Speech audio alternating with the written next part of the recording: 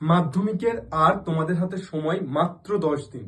তোমরা এই 10 দিনেও কিন্তু ম্যাথে পাস নয়, অন্তত 50 নাম্বার স্কোর করতে পারো। কিভাবে করতে পারো চলো তোমাদেরকে দেখাই যে এই 10 দিনে কিভাবে ম্যাথে 50 পর্যন্ত স্কোর করা সম্ভব।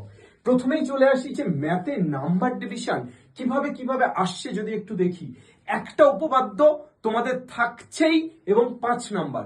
আর এবছর বৃত্তস্থ চতুর্ভুজ আর পিথাগোরাস যেহেতু আগের বছর এসে গেছে, তাই এবছর বৃত্তস্থ কোণ সম্পর্কিত উপপাদ্য থেকে একটা উপপাদ্য মাস্ট। আর এখান থেকে তুমি বৃত্তস্থ কোণ সম্পর্কিত করে নিলে 5, সম্পাদ্য একটা 5। তোমার এবছর আই থিঙ্ক পরিবৃত্ত আসছেই, তাহলে তুমি একদিন সময় দাও উপপাদ্যে, একদিন সম্পাদ্যে, দুদিনে তোমার সম্পাদ্য উপপাদ্য 10 নাম্বার চলে এলো।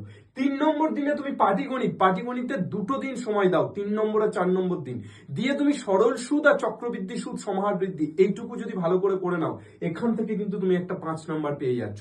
তাহলে পাটিগণিতে একটা 5 তোমার পকেটে, অর্থাৎ 15 নাম্বার তোমার পকেটে। আর বীজগণিতে একচল বিশিষ্ট দ্বিঘাত সমীকরণ থেকে একটা 3 নাম্বার থাকে, আর অনুপাত সমানুপাত থেকে একটা 3 নাম্বার থাকে। এই দুটো চ্যাপ্টার 2 দিন সময় দাও, তাহলে 4 আর 2 6 দিন, তাহলে তোমার হয়ে গেল এখানে আরো 6, মানে তোমার 21 নাম্বার। আর লাস্ট তোমার রাশিবিজ্ঞান থেকে দুটো কোশ্চেন থাকে, 4 2 মানে 8। এটা যদি তুমি 2 দিন সময় দাও, রাশিবিজ্ঞান শুধু ফরম্যাট মেনটেন করে মধ্যমা নির্ণয়, সংখ্যাগুরু মান আর গণ নির্ণয়, এখান থেকে তুমি 8 পেয়ে যাবে। অর্থাৎ তোমার 7 থেকে 8 দিন সময় দিলে তুমি এখানে প্রায় 31 32 নাম্বার পেয়ে যাচ্ছ।